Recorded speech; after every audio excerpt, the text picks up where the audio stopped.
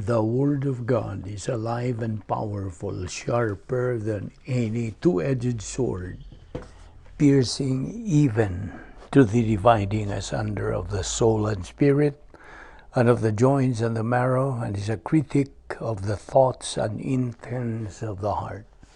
All Scripture is God-breathed and is profitable for doctrine, for reproof, for correction, for instruction in righteousness, that the man of God might be mature, thoroughly furnished unto all good works. Study to show thyself approved unto God, a workman that needeth not to be ashamed, rightly dividing the word of truth. Ephesians 4:26, Be angry and do not sin. Do not let the sun go down on your wrath. Proverbs 14:29, He who is slow to wrath has great understanding, but he who is impulsive exalts folly.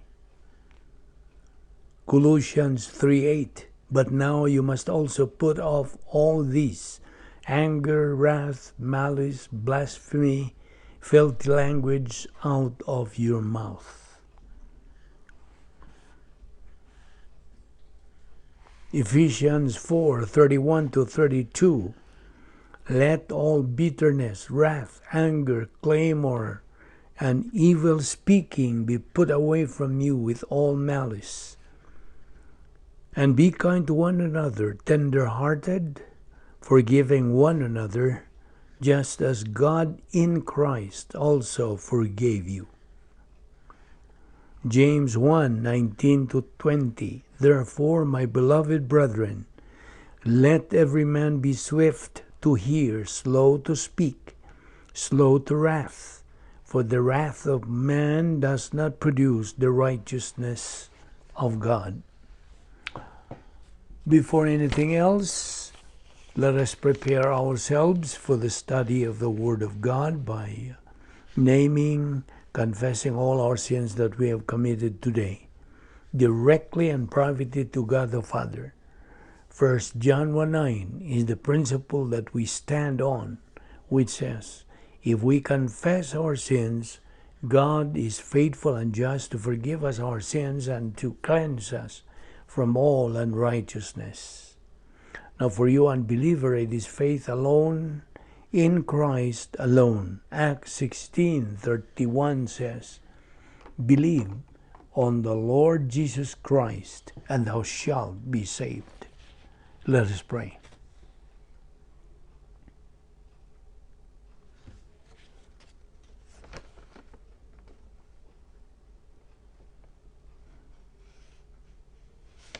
Heavenly Father, we thank you for the opportunity today to assemble ourselves together in your name. We thank you for the continued freedom that we still enjoy in this country, all through the courtesy of your love, mercy, and grace, which we do not deserve, we do not earn, nor work for. We are so grateful to you, Father, for the opportunity to study your word, which is a lamp unto our feet and a light to our path, and which is powerful and alive and has all the answers to every problem in life. We thank you for this daily Bible study through the YouTube under the Balbido Evangelistic Ministry. We ask all this in Christ's name. Amen.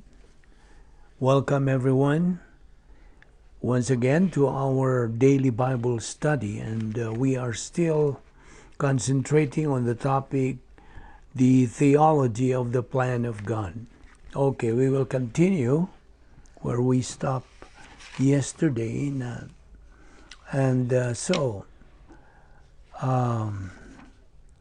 The reason why we need to learn the protocol plan of God is so we won't be ignorant of God's protocol, God's truths. Now, perhaps there are some of you believers who would ask, like, If God has already put up His perfect plan for us, then why should I be held responsible for the things that will happen in my life? Now, as I said yesterday, you seem to be confused regarding this because that's your reasoning. Why should I be held responsible for whatever happens in my life when you said God has already set up His plan perfectly? So if His plan is perfect, why make me answerable to those happenings in my life? Now listen. That's true, you are held responsible for the things that happen to your life. But part of the plan of God are what we call possibilities that could have happened but did not happen in your life. That is otherwise called iffy history. Iffy. I-F-F-Y. Things that could have happened to your life but did not happen. That is iffy history.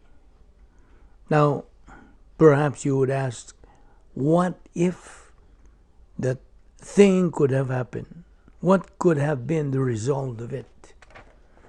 You know what? If this or that thing could have happened in your life, God also perfectly knows the very result of that, had it happened. Do you know that? So whatever you do, there is always the consequent result. If you do this, this is going to be its result. God knows all of that. And if you do that instead of this, this is going to be its result. God perfectly knows all of that. So get this. Nothing can change the perfect plan of God. Nothing. You know why? Because He already knew the result of what you do. And so you are responsible, accountable, and answerable for all your decisions. Like when you commit a sin, or when you make a wrong and bad decision, are you in sync? Or would that be following God's plan? No. You're out of line. And because of that, you would expect confusion and misery in your life as a consequence.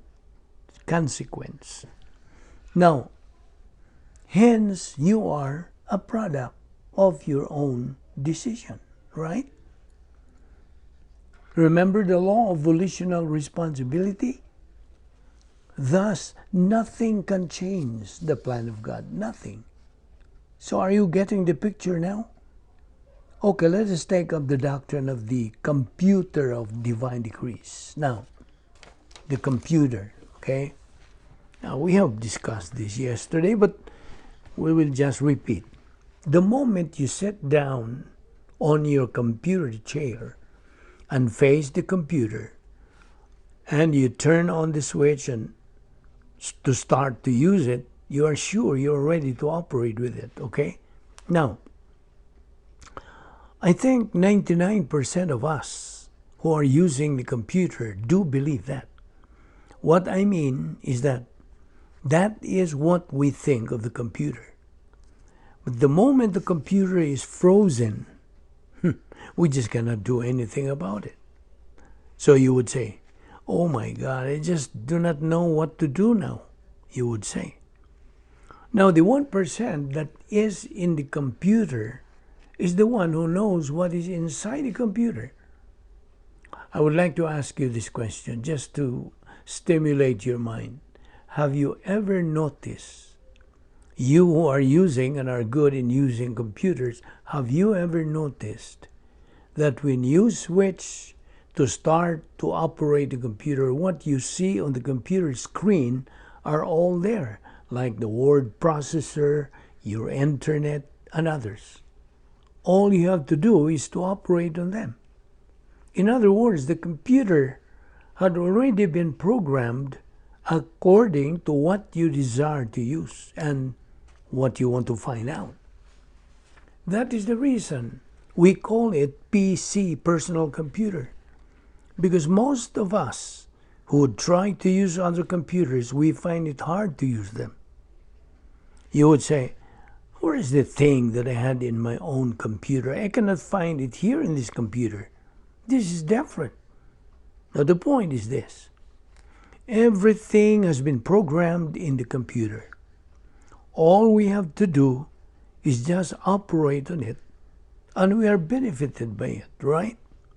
So when we compose this, compare, not compose, when we compare this to the spiritual realm, we can understand and realize that the protocol plan of God has been programmed in the computer of the divine decrees.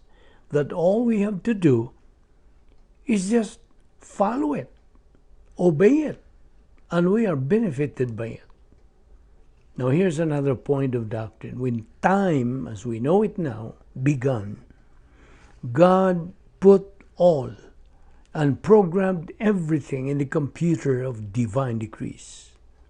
When we as believers would want to use any of the things which had been programmed in the computer of divine decrees, they are all in there.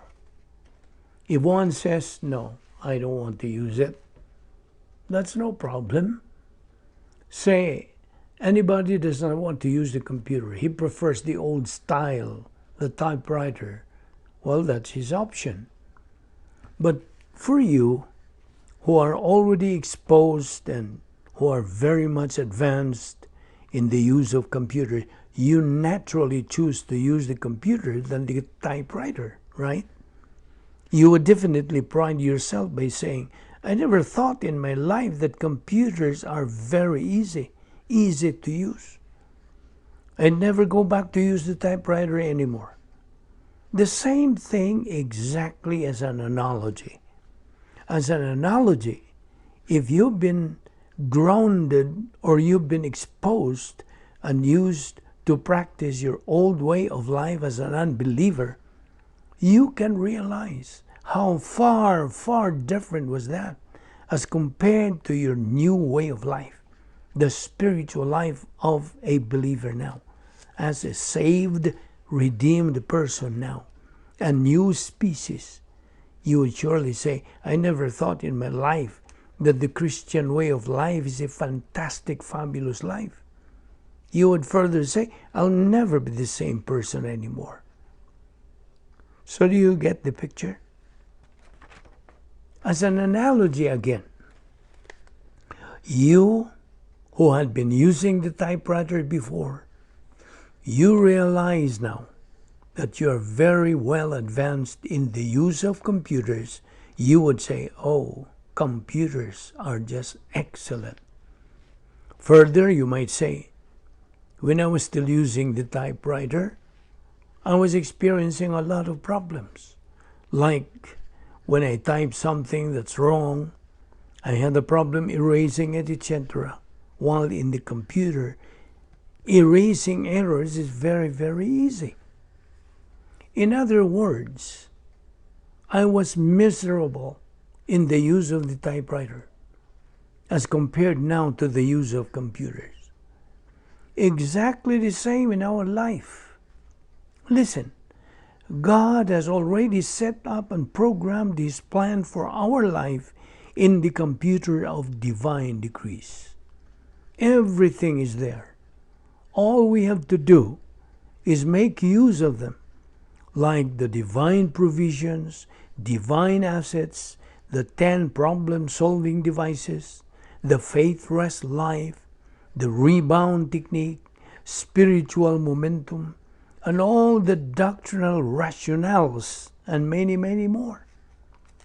Remember, God mandates us believers to avail of them in order for us to become winners in life. Do you know what I mean?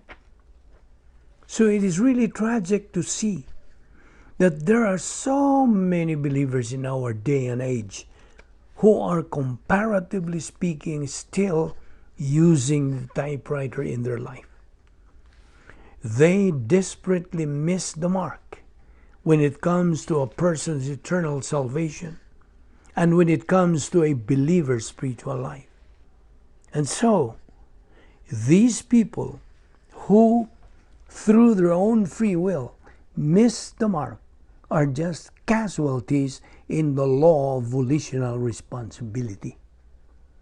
No one's to blame except their own selves. They are the losers in life. They are out of line. They are just the product of their decision. And since they insist to still use the typewriter instead of the computer, that's analogous to disregarding the perfect plan of God. And they insist to use their former way of life, which brings them confusion and misery in life, as compared to following the perfect plan of God. All wrapped up inside the computer of divine decrees, which, in its totality, brings a fantastic, unique, and fabulous way of life. Do you understand what we mean? Listen, God is the supreme being in the universe, existing in three divine persons, each member being co-equal and co-eternal. Planning is assigned to God the Father. Execution of the plan of redemption is assigned to God the Son. Sustaining the believer is assigned to God the Holy Spirit.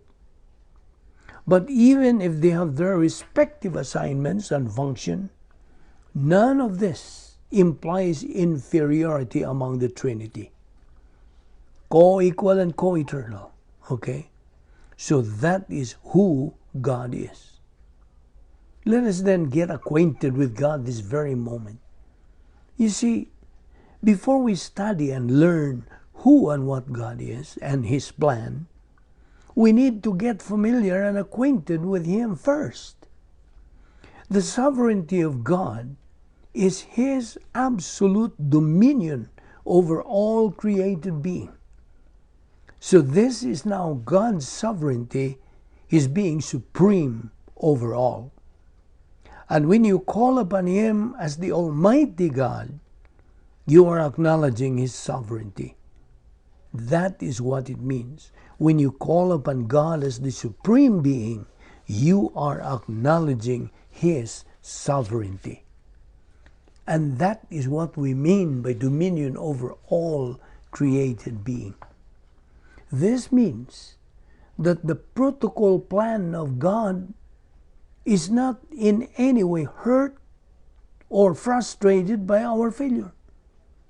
That is what makes our life as believers more critical but meaningful.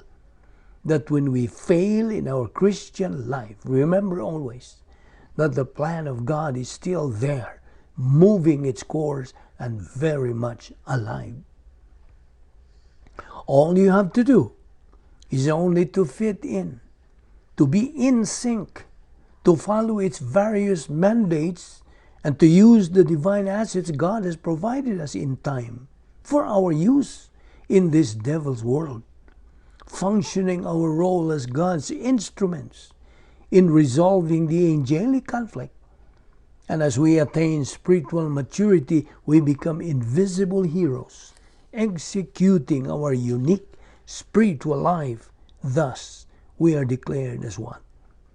We are declared as good as God is good. Now, I am not saying you are as good as God. That is far different from saying you are as good as God is good. Do you know what I mean? Now, it is tragic to see some, or even a lot of believers who fail and fail and fail and never even bother to go back to God's plan by confessing and acknowledging privately their personal sins to God the Father.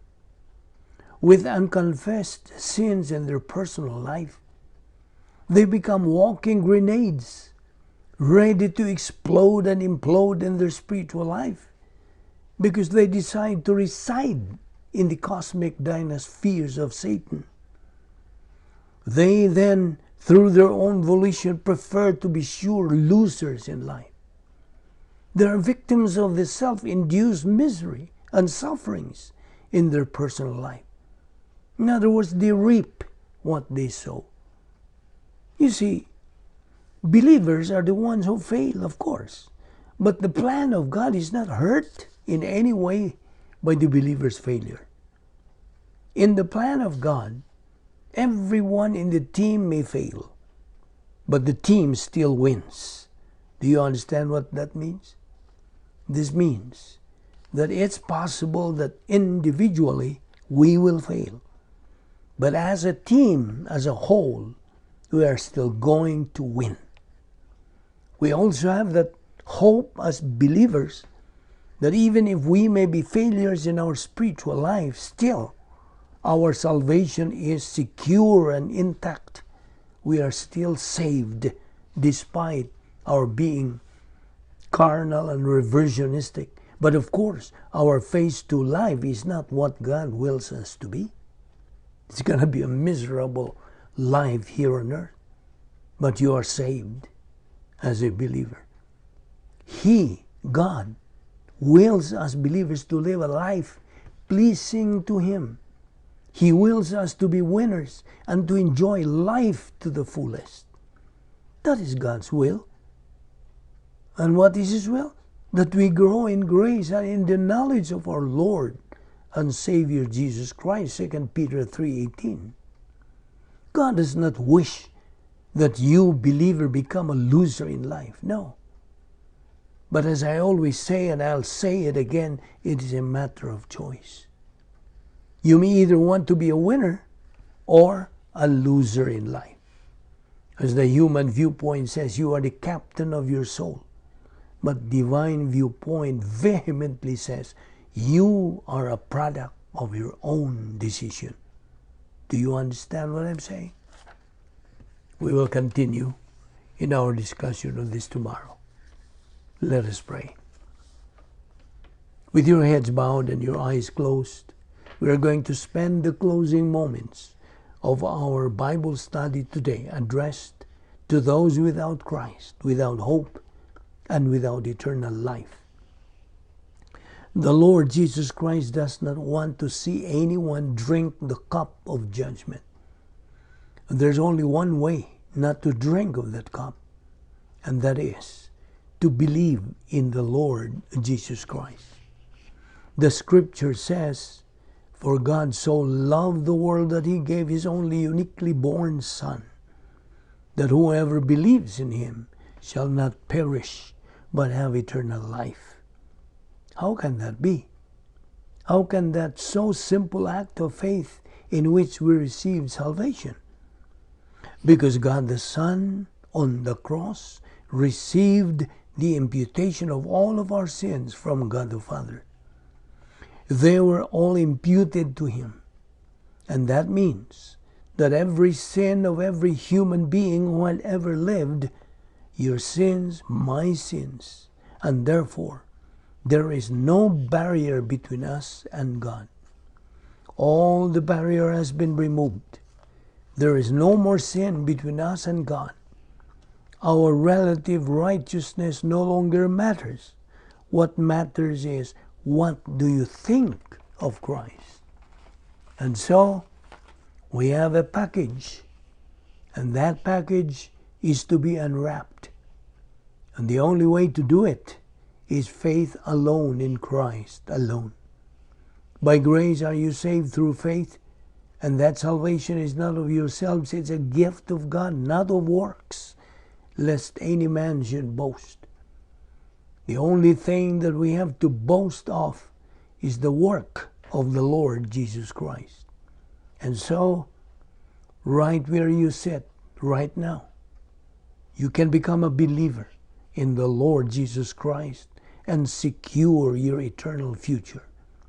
It is as simple as saying, Father, I believe. Therefore, believe on the Lord Jesus Christ, and thou shalt be saved. And now, Heavenly Father, we thank you again for your wonderful word, for the look into the past and the look into the future, and by it we know that you are God. We thank you, Father, for all that you have done for us. And we pray that we might not forget our past and our future. May we live our life in the light of eternity. We ask this in the name of our Lord Jesus Christ. Amen.